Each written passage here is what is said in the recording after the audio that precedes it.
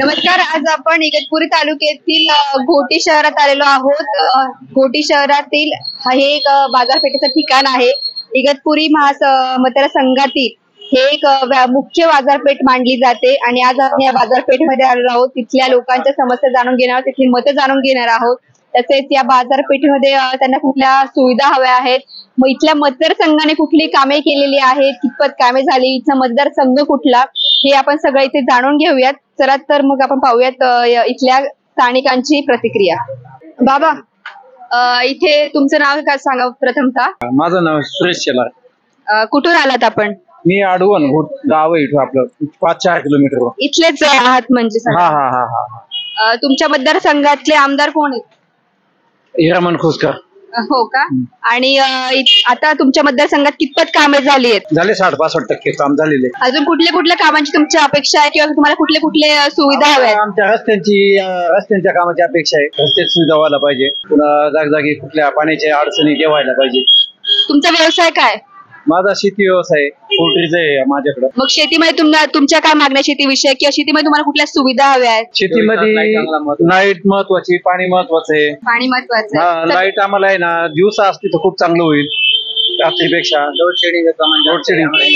आणि अजून कुठल्या सुविधा हव्यात ज्या आणि आतापर्यंत तुम्हाला या सगळ्या कुस्करांनी पुरवल्यात किंवा सुविधा इथल्या आमदारांनी पुरवल्यात त्या सुविधा? नाही, आता हे चालूच आहे. बाकीच्या ठिकाणी कामं चालूच आहे. अजून काय एवढ्या पुरेशा सुविधा झालेल्या नाहीये.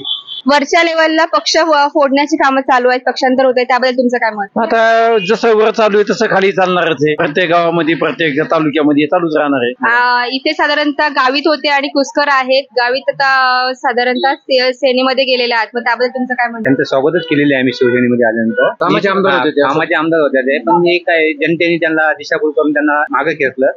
ते एकमेव काही आमदार एकदम कामाच्या महत्वाच्या वेळेला पुढच्याही पण टर्म मध्ये त्यांनाच आम्ही चांगल्या मताधिक्याने विजय करू. कुठली कुठली कामं त्यांनी केलेली आहेत किंवा अजूनही तुमच्या त्या करतील असं तुम्हाला वाटतं? शक्यतो त्यांनी प्रत्येक तालुक्यामध्ये पाणी पुरवठ्याच्या योजना, पुढे सभा मंडप असेल, स्मशानभूमी असो, पुढे रस्त्याची कामं असो, 100% 80% कामं व्यवस्थित केलेली. आणि उत्कृष्ट मुख्यमंत्री म्हणून तुम्ही कोणाला बघतात?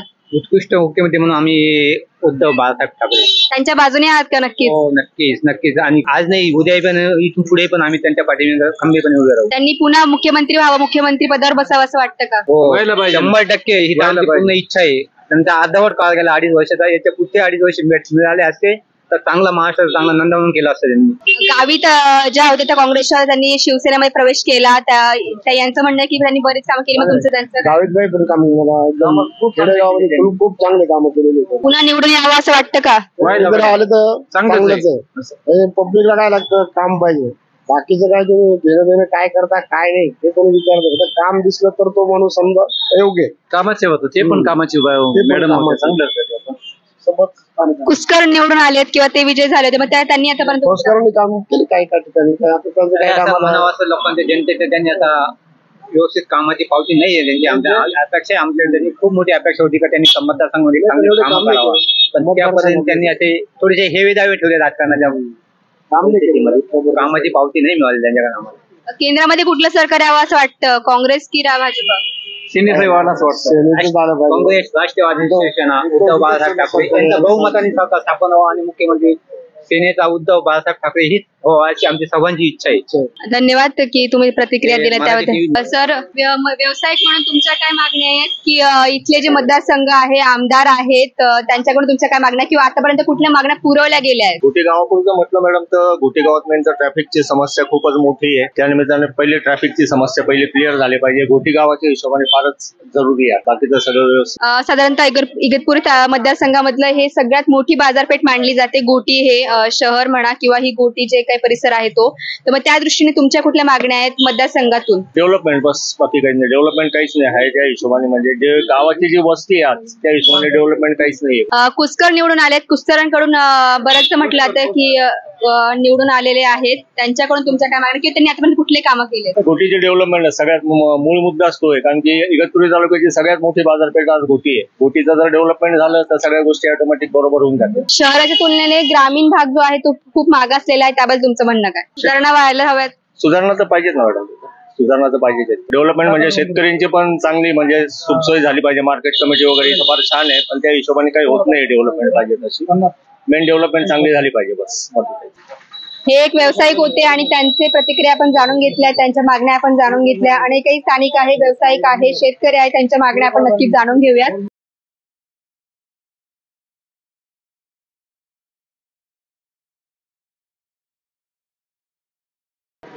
नमस्ते बाबा. काय नाव तुमचं? शिवाजी बाळूसाला. कोण आहे तुमच्या मतदारसंघातले आमदार? हिरामनजी खोसकर. खोसकर आहे का? काय काय कामं केली आतापर्यंत त्यांनी कामं भरपूर केले. कुठली कुठली कामे व्हावी अशी वाटतात? कामं आता जे पेंडिंग आहे ते व्हायला पाहिजे, पण ते खोसकर चांगले साहेब आहे. चांगले आहेत का? हो, ते चांगले. व्यवसाय कुठला तुमचा? मी काय रिटायरमेंट आहे, कामाला होतो, रिटायर आहे मी. तुमचा व्यवसाय कुठला? शेती. शेतीमध्ये कुठल्या कुठल्या सुविधा हव्यात तुम्हाला? कुठल्या कुठल्या मागण्या हव्यात? शेतीमध्ये आम्हाला समजा विहिरी पाहिजे, पाणी पाहिजे, हो, पाणी पुरवठा पाहिजे, बरंच वीज पुरवठा पाहिजे, वीज पुरवठा पाहिजे. ही गोटी सगळ्यात मोठी बाजारपेठ मानली जाते. मग त्या दृष्टीने कुठल्या सुविधा हव्या आहेत किंवा शहराच्या दृष्टीने अजून विकास व्हायला हवा का? विकास व्हायला पाहिजे ना. आम्ही वसतिगृहावर राहतो, तिकडे तुम्ही चक्कर मारा, तुम्हाला तिथं मोठी मुलाखत देतो मी. आम्हाला चालायला रस्ता नाहीये. 20-30 लाखाच्या लोकांनी फ्लॅट घेतले. लक्षात आलं का? या बाजूने तुम्ही स्टेशन रोडला जाल ना, इथं वसतिगृहात एक रस्ता जातो राम मंदिरच्या बाजूला, अपोजिट. तिथं एवढे खड्डे फुड्डे पडले ना, लहान लहान मुलांना, मोठ्या माणसांना चालता येत नाही. एवढी दखल घ्या म्हणा. अपघात होण्याची शक्यता आहे म्हणजे म्हणजे काय अंधारात पडतात म्हातारे कोतारे लोक. अयोध्येचं राम मंदिर बांधलं जात आहे, अनेक मोठे प्रकल्प मोदींच्या हस्ते लोकार्पण होत आहे. मग त्यात एवढ्या मोठ्या प्रमाणात सगळे गुंतवणूक होते, त्यापेक्षा ग्रामीण जे आहे त्या भागात थोडीशी विकास कामे व्हावी अशी वाटतं का? नाही, राम मंदिर तर व्हायलाच पाहिजे, त्याला तर अजून पैसे द्यायला तयार आहे आम्ही. तर ते हायवे विकास करा ना तुम्ही. रस्ते खड्डे पडले, काय जातात खड्ड्यात. तुम्ही येऊन बघा तिकडं. माझा नंबर देऊ का तुम्हाला? घ्या, नंबर घ्या. इथेच प्रतिक्रिया जाणून घेण्यासाठी आम्ही आलो. तिथलाही आढावा लवकरच घेऊ. नाही, इथं घ्या आणि मी तिथला आढावा तुम्हाला देतो, म्हणजे तुम्हाला तुमच्या चॅनलला काहीतरी फायदा होईल. हा, मी पार मंत्रालयात जाऊन आलेलो आहे. मी सरकारी कर्मचारी होतो, रिटायर आहे. मी BSNL चा एम्प्लॉय होतो. तुम्ही एक शासन अधिकारी किंवा कर्मचारी आहात? तिथले कर्मचारी होतो, रिटायर झालो, कर्मचारी पेन्शनर आहे मी. पण आम्हा लोकांना चालायला रस्ता नाही, एवढा खर्च करून वेळेवर पाणी येत नाहीये. कार्यकर्ते फार चांगले, आमचं त्यांच्याशी काही वाद नाही. आम्हाला सुविधा वेळेवर पाहिजे. लाईट जाते 3-4 टाइम.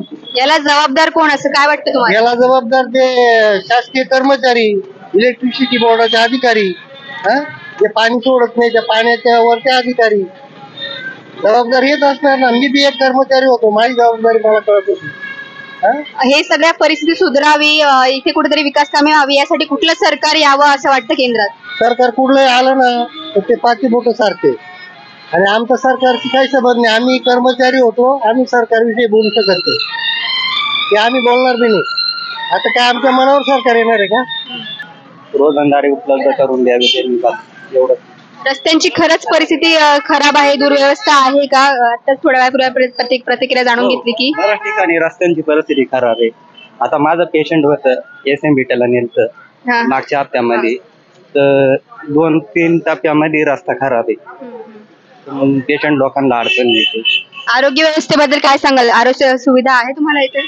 आरोग्य सुविधा, कारण काही गोष्टींमध्ये अभाव आहे आरोग्य सुविधेचा. माझं पेशंट हप्त्याभरापूर्वी इकडे सुविधा नसल्या कारणानं मला नाशिकला न्यायला सांगितलं होतं. माझी परिस्थिती तेवढी नव्हती आणि डॉक्टर लोकांनी 2 ते 3 लाखाचा खर्च सांगितला होता गोटे. माझी परिस्थिती तेवढी नाही, तर मला SMBTला जाण्याचा मार्ग दिला. गेलो SMBTला, मग काही गोष्टींची रोजंदारी कमी असल्या कारण झालं तिथं काहीतरी स्कीम. मग आता सपोज आता इथे विकास कामे झाली, जे इथले आमदार आहेत त्यांनी जर तुम्हाला सहकार्य दाखवलं, इथल्या सगळ्या स्थानिकांना रोजगार उपलब्ध करून दिला, विकास कामे केली, तर या सगळ्यांवर कुठेतरी मुरड घालता येणार असं वाटतं का?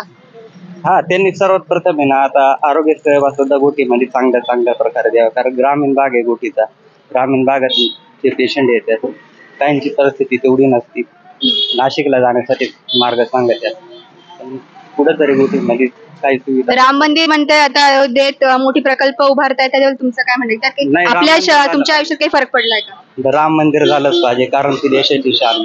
जय श्रीराम. इथे एक बाबा आहेत, त्यांचं भाजीपाल्याचं एक छोटासा गाडा आहे, व्यावसायिक आहेत ते, त्यांची आपण प्रतिक्रिया जाणून घेऊयात. जय हरी बाबा. जय हरी, बोला.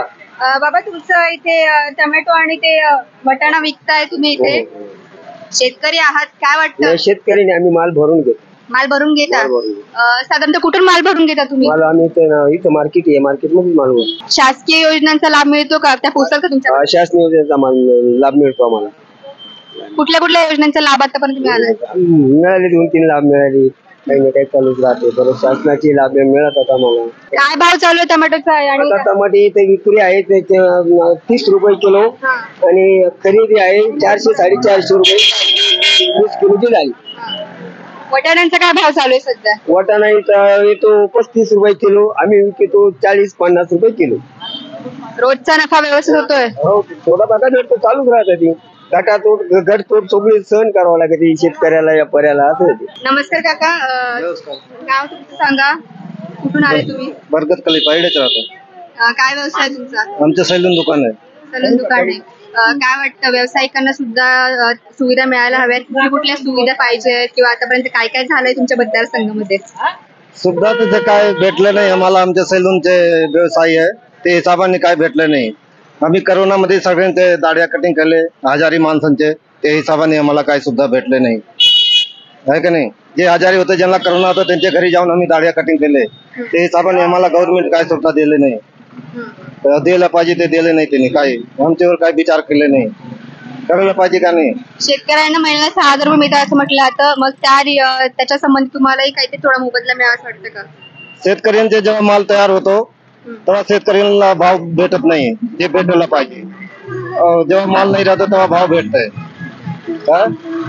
आता पुन्हा कोरोना वर काढतोय डोकं, कोरोनाची संख्या वाढते, त्यात तुम्हाला तुमच्या व्यावसायिकांना जास्त प्रमाणात धोका असतो किंवा तुमच्यावर लवकर ऍक्शन घेतली जाते, तुमची दुकानं पटकन बंद होतात, मग त्यावेळेस तुमचं काय म्हणणं आहे? आमचे दुकान बंद करून देतं, आमचे दुकान बंद राहतं, सरकार काय आम्हाला देत नाही. आम्ही जेव्हा कोरोना चालू होतं 3 लाख बँकातून कर्जा गेलो होते, ते काय बोललं काय तुम्ही नाही भरले तुमचे माफ होईल. आमचे 1 हप्ता सुद्धा माफ नाही झालंय, पूर्ण ब्याज सुकट भरावं लागलंय. जनधन योजनेसारख्या योजना पंतप्रधानांनी काढलेल्या आहेत, तशा अनेक योजना त्यांनी काढल्या आहेत, तर मग आपल्यासाठी पण अशा योजना असाव्यात असं वाटतं का? प्रधानमंत्री मोदी जे काढलेल्या योजना चांगले आहे, ते आमच्या सारखे गरीबांपर्यंत भेटत नाही. बँकेत गेले तो काय नाकारून देत. नमस्कार बाबा, काय नाव तुमचं? पंढरी. काय व्यवसाय तुमचा? व्यवसाय शेती करायची. आता या टाइमात रब्बीचा हंगाम चालू आहे, हरभरा, गहू, मसूर हे चालू आहे आता सध्या. भाताचं इथे उत्पादन घेतलं जातं, उत्पन्न संपला का?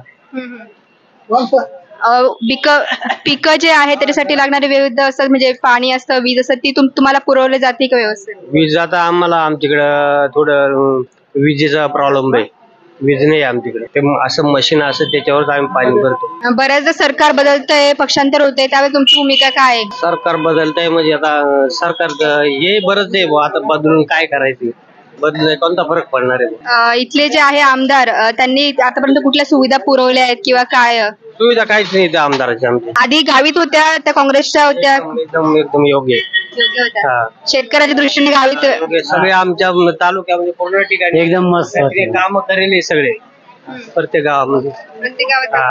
प्रत्येक गावांचा आढावा घ्यायच्या त्या.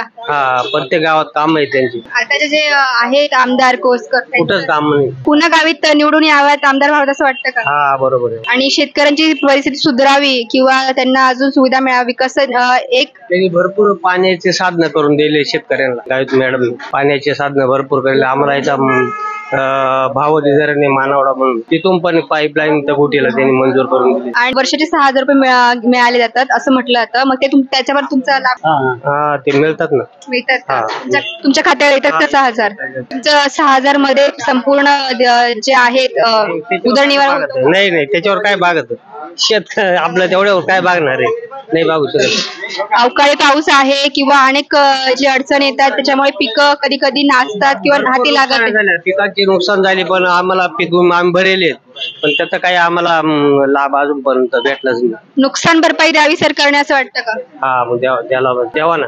शेतकरी शेतकरी विकसनशील होईल, विकसित होईल, त्यासाठी कुठलं सरकार यावं असं वाटतं? सरकार काय दुसरे आलं तरी तेच राहणार आहे, तोच विषय राहणार आहे, हे तेच विषय राहणार आहे, दुसरं काय विषय नाही. नमस्कार, आज आपण वाडीवाऱ्याच्या एका शेतात आलेलो आहोत. इथे कांदा लागवण चालू आहे. मागे आपण सगळ्या महिला शेतकरी बघू शकतो. त्या खूप मोठ्या कष्टाने आणि आता साधारणतः दुपारची वेळ झाली, भर उन्हात कांदा लागवण करताय. त्यांच्या प्रतिक्रिया जाणून घेऊयात. त्यांना कुठले कष्ट पडतात कांदा लागवण मध्ये, किंवा त्यांना कुठल्या समस्या आहे, कुठल्या सुविधा आहेत. नमस्कार काकू, कितपत कांदा लागवण झालेला आहे किंवा किती वेळापासून तुम्ही कांदा लागवण करताय? आम्ही सकाळी 9 वाजतापासून कांदे लागवड चालू आहे आणि आम्हाला शेतकऱ्याकडून 300-400 रुपये रोज आहे.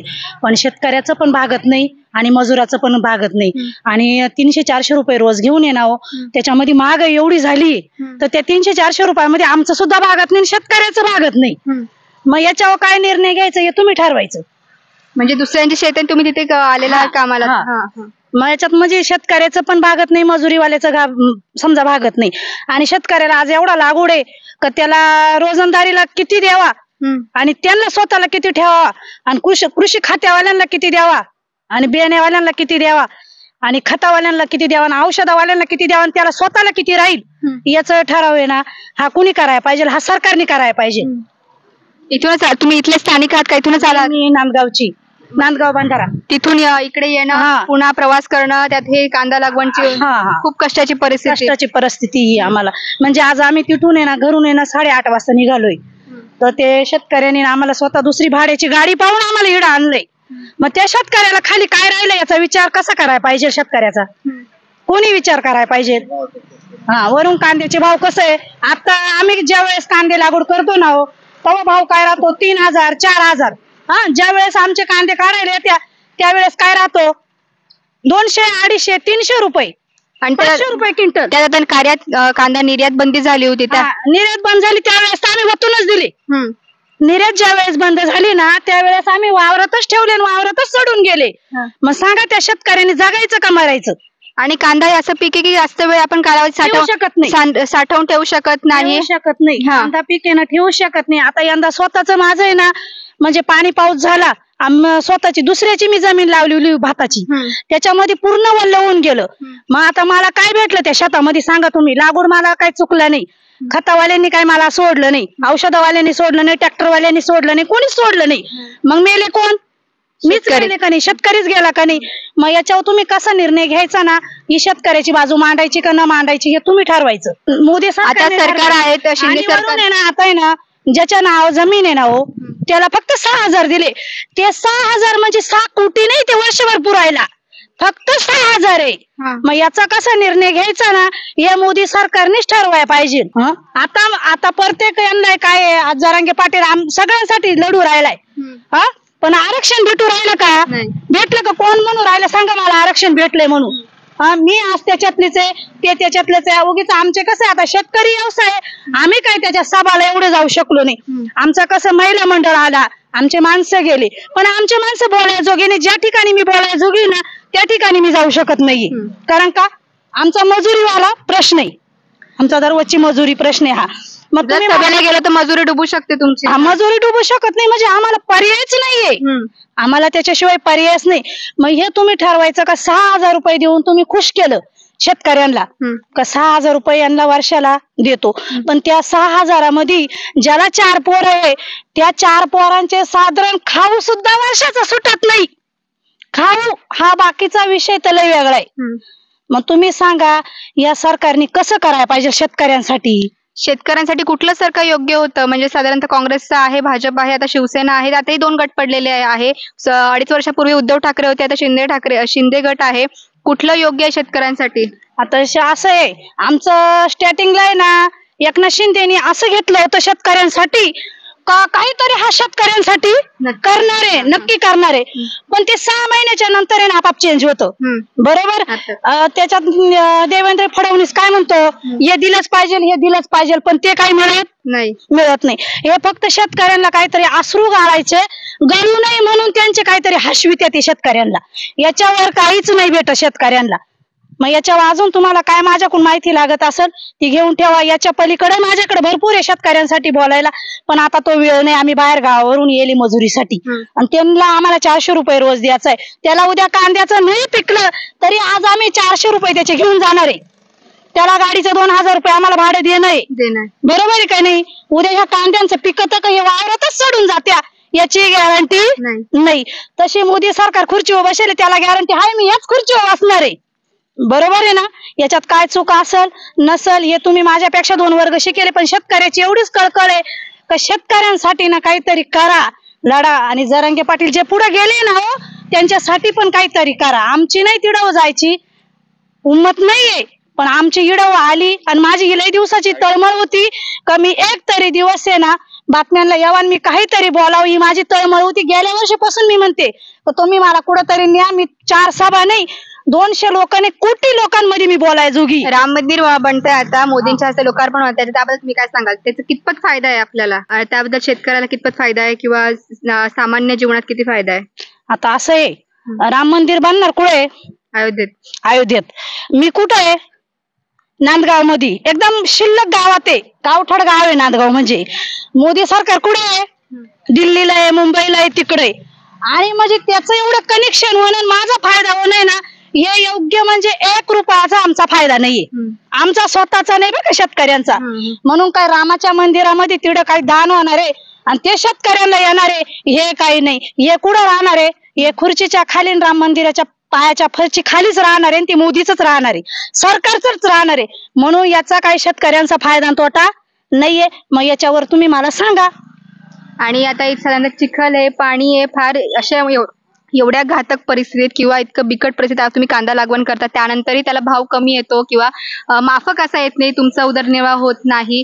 त्यासाठी अनेक उपाययोजना केल्या पाहिजे असं तुम्हाला वाटतं का? किंवा काय अजून तुम्हाला सुविधा हव्या आहेत? इथे वीज पुरवठा हवा आहे किंवा पाणी हवं आहे मुबलक प्रमाणात?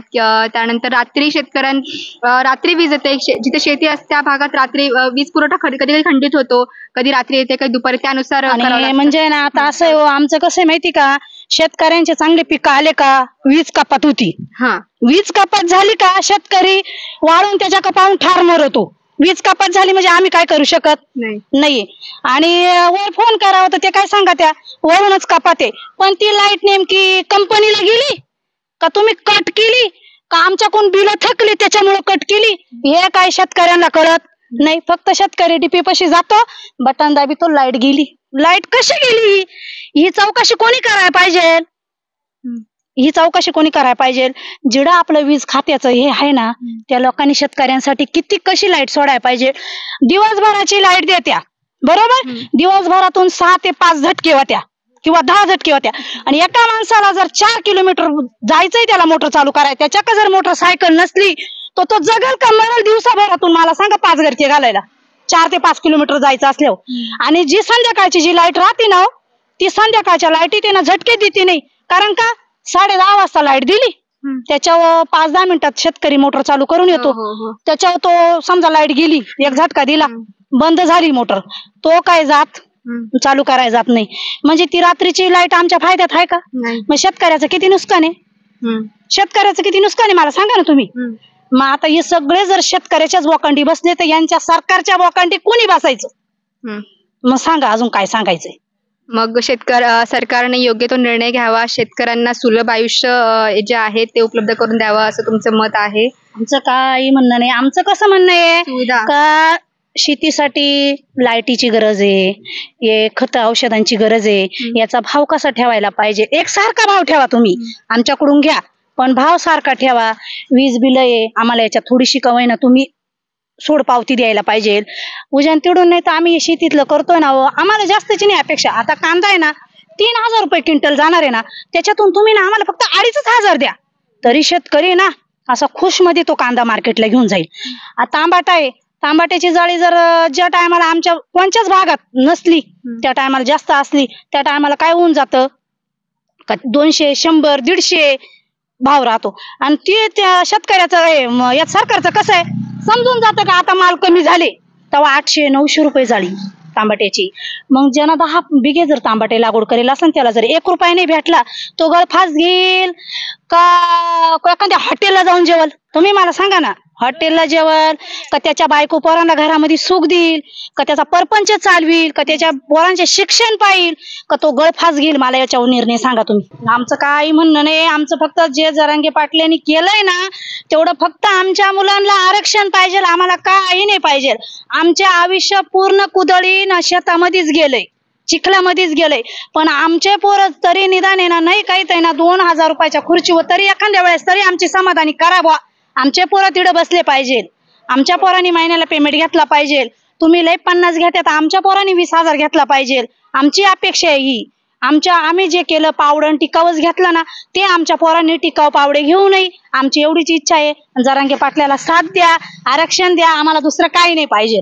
या होत्या महिला शेतकरी, त्यांनी आपली प्रतिक्रिया मांडलेली आहे. त्यांनी आरक्षणाचाही मुद्दा मांडलेला आहे आणि त्यांचं असं म्हणणं आहे की आमचीही त्यांना एक सुविधा उपलब्ध व्हाव्या, त्यांनाही रोजगार योग्य तो मिळावा, जी कामे आम्ही केली ती त्यांनी करू नये, अशी एक माफक अपेक्षा आणि एक आहे त्यांची. इथे आपण मागे बघू शकतो की अत्यंत मोठ्या प्रमाणात इथे पाणी साचलंय. त्या पाण्यांमध्ये सगळे महिला शेतकरी या थंडी आहे, ऊन वारा आहे, ऊन साधारणतः दुपारचं हे कडक ऊन आहे. पाण्यात अनेक प्रकारचं जीवजंतू असू शकतात, ते सुद्धा घातक ठरू शकतात. पण अशा सुद्धा परिस्थितीमध्ये त्यांची कांदा लागवड चालू आहे. हे सगळं आपण इथली परिस्थितीचा आपण एक आढावा घेतलेला होता. ह्या होत्या महिला शेतकरी मनीषा सतीश बर्वे. तर यांची प्रतिक्रिया आपण जाणून घेतली. हे होतं एक वाडीवार येथील शेती, इथे कांदा लागवड चालू होती. येस मराठीसाठी मी साक्षी